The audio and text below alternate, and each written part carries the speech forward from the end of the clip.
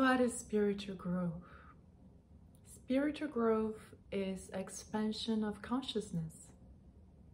What is it that we're becoming conscious of?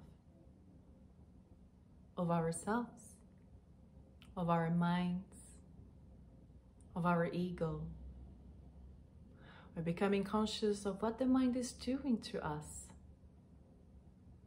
The chatter, never-ending chatter, the opinions, the judgments, the busyness, the have-to, shoulds and musts, the worries, the fears, the subtle needs of control, layer by layer. The more conscious we become, the more we can observe our minds, the more we can observe ourselves. Self-awareness. Now, what does that mean that we can observe the mind? If we can watch the mind, it means that we are not the mind. We are the one watching. And who is the one watching? Consciousness. Consciousness is watching the mind. We are consciousness.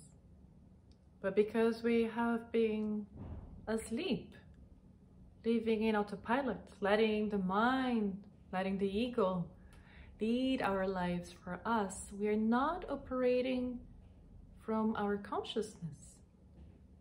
We're not being ourselves. We're living based on fears, beliefs, expectations. We are imprisoned in our minds. And that's why spiritual growth and expansion of consciousness leads to liberation. It is in those moments that we hit the brakes and take a step back and observe the mind that we get to realize that we are the observer, the consciousness that is always witnessing. That there's something more to us. That's the preciousness of these moments, of understanding there is something more to us. The witness. Ego operates on fear. It separates us. Consciousness is love, oneness, and we are consciousness. You're not your thoughts, you have thoughts. You're not your emotions, you have emotions. You're not your body, you have a body. You are not your desires, you have desires. None of these things are bad, it's just not getting caught up on them, thinking that they are you. They're just things you have. But if you have those things and you're not those things, then what are you? You're pure consciousness. And with this understanding of being consciousness, of being something beyond, with this embodiment comes self-mastery over your thoughts, over your mind, over your emotions, over your body, over your desires. Now, when we're conscious, we have free will.